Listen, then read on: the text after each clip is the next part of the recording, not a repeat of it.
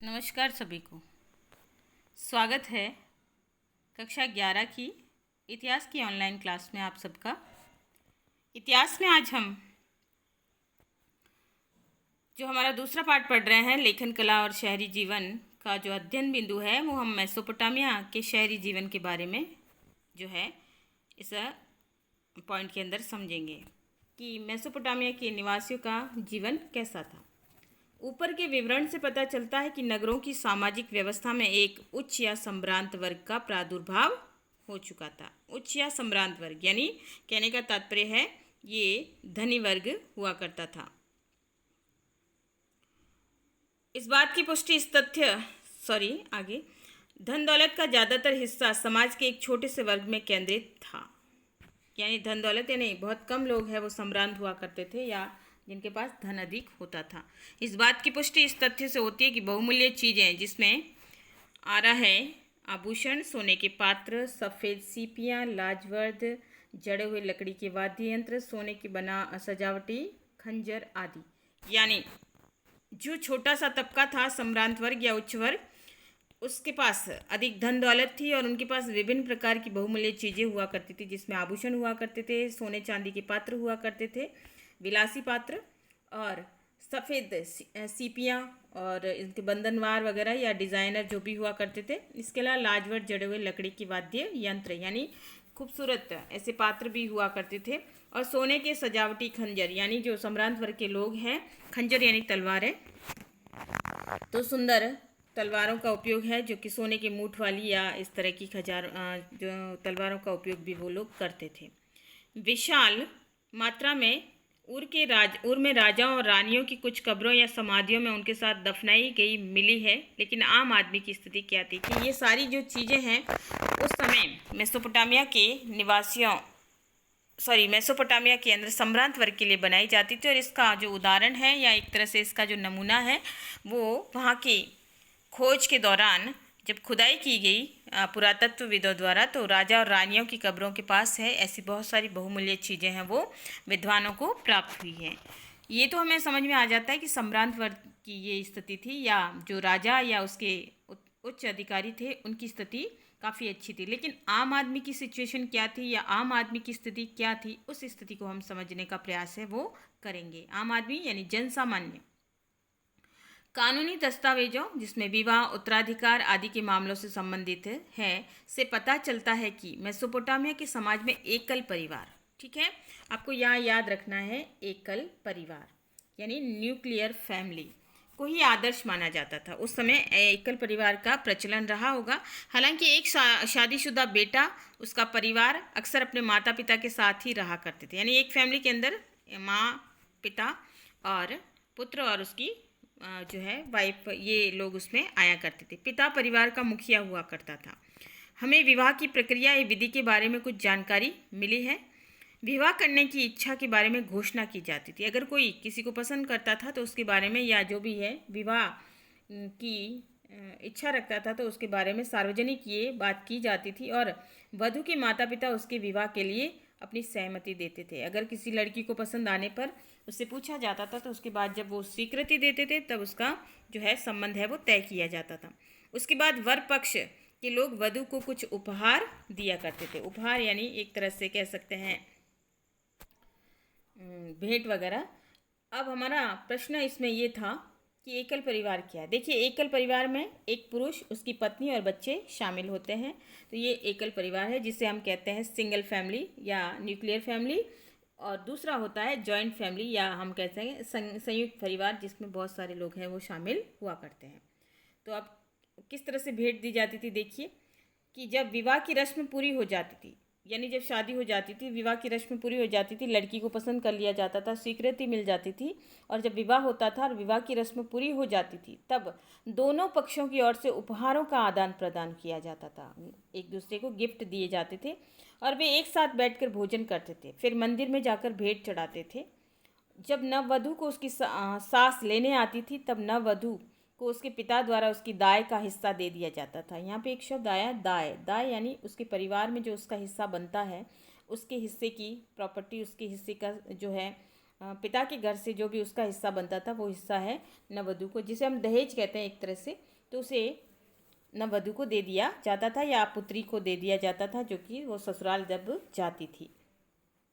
पिता का घर, पशुधन, खेत आदि उसके पुत्रों को मिलते थे, यानी जो उसका हिस्सा बनता था दहेज के अनुरूप वो उसको दिया जाता था। लेकिन बाकी जैसे पिता का घर है और उसके पिता की जो संपत्ति थी, खेत वगैरह या पशुधन, वो बेटे की हुआ करती थी और पुत्री को उसमें से धन धान्य जो भी होता था वो शादी के दौरान दे दिया जाता था। आइए अब हम उरनगर का अवलोकन करें। उरनगर क्या था हालत उसको समझें कि यह उन नगरों में से एक था जहाँ सबसे पहले खुदाई की गई थी। मेसोपोटामिया का एक सुंदर शहर जहाँ पे खुदाई की गई थी। उर मेसोपोटामिया का एक ऐसा शहर था जिसके साधारण घरों की खुदाई 1930 के दशक में सुव्यवस्थित ढंग से की गई थी। याद रखना है कि मेसोपोटामिया में उर नगर की खुदाई कब की गई थी, तो 1930 के दशक में। इसमें टेढ़ी मेढ़ी और सकरी गलियां भी पाई गई है, यानी जो घरों की खुदाई है तो आसपास से कई गलियां भी प्राप्त हुई है, जिससे ये पता चलता है कि पहिए वाली गाड़ियां वहां पर अनेक घरों तक नहीं पहुंच पाती थी। यानी जो बड़ी गाड़ियां वगैरह होती थी वो वहां नहीं पहुंच पाती थी। कारण था कि सकरी गलियां हुआ करती थी और टेढ़ी मेढ़ी हुआ करती थी, जिससे बड़ी गाड़ियाँ या पहिए वाली गाड़ियाँ हैं वो उन गलियों के अंदर प्रवेश नहीं कर पाती थी। या एक तरह से कह सकते हैं काफ़ी दिक्कत वाला जो है रहा होगा ये। अनाज के बोरे और ईंधन के गट्टे संभवतः गधे पर लाद कर घर तक लाए जाते थे। यानी कि गलियां इतनी संकरी होती थी कि अनाज के बोरे और अन्य चीज़ें हैं, ईंधन के गट्टे वगैरह, वो भी गधों पर लाद कर ही गलियों में लाए जाते होंगे। पतली व घुमावदार गलियों तथा घरों के भूखंडों का एक जैसा आकार न होने से ये निष्कर्ष निकलता है कि नगर नियोजन की पद्धति का अभाव था। यानी गलियां तो सकरी थी ही, कई चीज़ें एक तरह से वहाँ पर वाहन ले जाने में भी दिक्कत हुआ करती थी, बैलगाड़ियाँ वगैरह, तो गधे पर ही सामान लाद कर ले जाया जाता था। इसके साथ ही घरों की आकृतियाँ या घरों की जो एक तरह से सुव्यवस्थित या सुगढ़ ढंग से घर नहीं बनाए जाते थे, भूखंडों का आकार भी एक जैसा नहीं होता था और घर भी विभिन्न प्रकार से बने होते थे, ढंगे बेढंगे। तो इस प्रकार इतिहासकार ये मानते हैं कि उर नगर में नगर नियोजन की पद्धति का अभाव था, यानी व्यवस्थित काम नहीं था। वहाँ गलियों के किनारे जल निकासी के लिए उस तरह की नालियाँ नहीं थी जैसा कि उसके समकालीन नगर मोहनजोदड़ो में पाई गई है। ये हमारी जो है हड़प्पा सभ्यता और जो सिंधु घाटी सभ्यता है उसकी उस संदर्भ में बात की जा रही है कि उर में या मेसोपोटामिया के अंदर भी गलियाँ हुआ करती थी, लेकिन गलियाँ जैसी कि हड़प्पा में या मोहनजोदड़ो जो शहर था सिंधु घाटी सभ्यता का, उसमें व्यवस्थित जो है नालियाँ पाई गई है और वो नालियाँ इतनी व्यवस्थित बनी गई थी कि वो नालियाँ ढकी हुई होती थी और उसमें एक तरह से गारे का प्रयोग है वो किया जाता था। और कहा जाता है कि 18वीं शताब्दी के अंदर फ्रांस के अंदर भी ऐसी जो है नालियाँ हैं वो नहीं पाई जाती थी।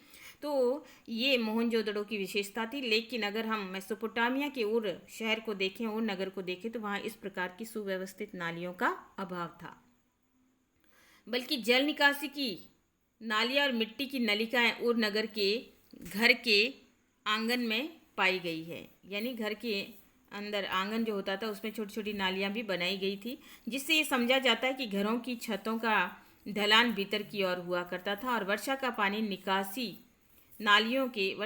की निकासी है नालियों के माध्यम से भीतरी आंगन में बने हुए होजों में ले जाया जाता था। होज यानी एक तरह से हम कहते हैं होद या टंकी जो बनी होती थी, गड्ढे बना के ले जाया जाता था। गड्ढे बनाए हुए होते थे और उसके अंदर जो ऊपर जो बारिश वगैरह का पानी होता था रिस कर जो नीचे आता था उससे नालियाँ बनाई होती थी और उस नालियों में ज़मीन में एक गड्ढा तैयार कर लिया जाता था और उसमें घर का जो भी बारिश का पानी है वो इकट्ठा हुआ करता था, और या फिर घर में जो भी साफ़ सुथरा घर को करने के बाद जो गंदा पानी है या जो मैला पानी है वो उसके अंदर आ जाया करता होगा। तो इस प्रकार के होद भी वहाँ पर मिले हैं उरनगर के अंदर। लेकिन एक तरह से कह सकते हैं कि सुव्यवस्थित नाली व्यवस्था वहाँ पर मौजूद नहीं थी।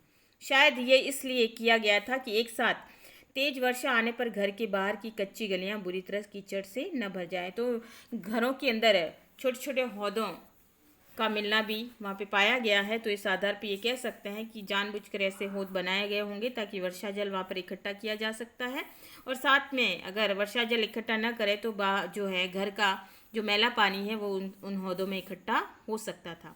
और इसके पीछे इतिहासकार ये मानते हैं, ये रीज़न मानते हैं कि कच्ची गलियां बुरी तरह कीचड़ से न भर जाएं, कि एक साथ अगर वर्षा जल बाहर आ जाएगा तो चारों तरफ है कीचड़ कीचड़ हो जाएगा और जो छोटी छोटी गलियां हैं वो पूरी तरह से गाद या गीली मिट्टी से भर जाएगी। तो ऐसी स्थिति में उन्होंने ये कंडीशन में हौदों को बनाया होगा जिसमें वर्षा का जल है मुख्य रूप से इकट्ठा किया जाता होगा।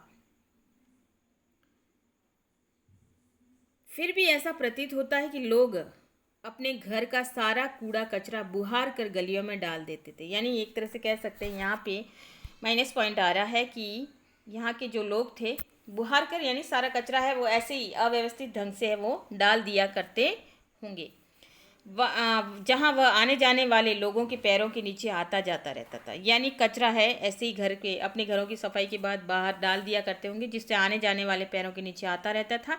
इस प्रकार बाहर कूड़ा डालते रहने से गलियों की सतहें ऊंची उठ जाती थी, यानी लगातार वो कचरा या ढेर है वो इकट्ठे होते रहते थे जिसके कारण जो है गलियाँ या एक तरह से उबड़ खाबड़ है सतह है वहाँ बन जाती थी, जिसके कारण कुछ समय बाद घरों की दहलीजों को भी ऊंचा उठाना पड़ता था। यानी कई बार कचरा इतना ज़्यादा भर जाता था कि जो है लेवल है ज़मीन का वो ऊपर आ जाता था कचरे से ही, और फिर लोग है अपने घरों के लिए जो है दहलीज यानी घर का जो मुख्य द्वार है उसको भी उनको ऊपर उठाना पड़ता था ताकि वर्षा के बाद कीचड़ बहकर घरों के भीतर न आ सकें। कमरों के अंदर रोशनी खिड़कियों से नहीं बल्कि उन दरवाज़ों से होकर आती थी जो आंगन में खुला करते थे। यानी खिड़कियां वगैरह हो सकता है कि खिड़कियों का अभाव है वहाँ पर रहा हो, लेकिन आंगन खुले हुआ करते थे जिससे घरों के अंदर रोशनी रहती थी या कमरों के अंदर रोशनी रहती थी। इससे घरों के परिवारों में गोपनीयता भी बनी रहती थी। गोपनीयता अर्थात प्राइवेसी, यानी दूसरों की दखलंदाजी नहीं, और जो है एक तरह से ये प्राइवेसी बनी रहती थी। घरों के बारे में कई तरह के अंधविश्वास प्रचलित थे, यानी लोगों की मान्यता थी कि वहाँ पे कई प्रकार के अंधविश्वास भी वो मानते थे जिनके विषय में उर्म में पाई गई शकुन और अपशकुन संबंधी बातें पट्टिकाओं पर लिखी भी मिली कि वो शकुन अपशकुन मानते थे, अंधविश्वासों को भी मानते थे। जैसे उनका ये मानना था कि घर की दहलीज ऊंची उठी हुई होनी चाहिए, दहलीज ऊंची उठी होनी चाहिए। इसके पीछे उनका ये मानना था कि अगर घर की दहलीज या मुख्य द्वार का जो दरवाज़ा है वो अगर ऊंचा उठा हुआ होगा तो वह घर में धन दौलत लाती है। सामने का दरवाज़ा अगर किसी दूसरे की घर की और न खुले तो वह सौभाग्य प्रदान करता है, यानी घर का दरवाज़ा घर के अंदर की तरफ खुलना चाहिए तो सौभाग्यशाली होता है, अन्यथा पैसा बाहर जाता है या अपशकुनी होता है। लेकिन अगर घर का मुख्य दरवाज़ा लकड़ी का मुख्य दरवाज़ा भीतर की ओर न खुलकर बाहर की ओर खुले तो पत्नी अपने पति के लिए यंत्रणा का कारण बनेगी। ऐसा मानना था कि पति पत्नी में आपस में बनेगी नहीं या एक तरह से जो है हमेशा विवाद है वो बना रहेगा, तो ऐसा उनकी मान्यता थी। तो कुछ अंधविश्वासों को भी वो मानते थे या एक तरह से उनका ये मानना था और वो इस प्रोसीजर को अपनाते थे। पूर्व में नगरवासियों के लिए एक कब्रिस्तान भी था जिसमें शासकों तथा जनसाधारण की समाधियां भी पाई गई है, लेकिन कुछ लोग साधारण घरों के फर्शों के नीचे भी दफनाए हुए पाए गए कि वहाँ के लोग हैं, यानी वहाँ हम कह सकते हैं वहाँ के निवासियों में दफनाने की प्रथा विद्यमान थी और इसके लिए कब्रिस्तान भी प्राप्त हुआ है जहाँ कंकाल वगैरह मिले हैं। और इतिहासकार ये मानते हैं कि ये कब्रिस्तान है जहाँ शासक और जनसाधारण की समाधियाँ जो बनी हुई है और यहाँ पे लोगों को दफनाया जाता होगा। लेकिन कुछ ऐसे साधारण घर के अंदर ऐसे फर्श के नीचे भी दफनाए हुए लोग हैं या कंकाल है वो पाए गए हैं, तो लोगों की ये मान्यता भी थी कि जहाँ कब्रिस्तान में अगर लोगों को नहीं दफनाया जाता था जिन घरों में, तो वो अपने घरों के अंदर ही फर्शों के नीचे है वो मृत्यु होने पर अपने परिजनों को दफना दिया करते थे। तो ये थी उर शहर की विशेषताएं जहाँ पर या उर नगर की विशेषताएं जहाँ पर इस प्रकार का शहरी जीवन था और लोग किस प्रकार से अपने सामाजिक रिश्तों को निभाते थे, तो उसके बारे में ये सामान्य जानकारी थी जो हमने इसमें पढ़ी है। तो ये था हमारा आज का टॉपिक।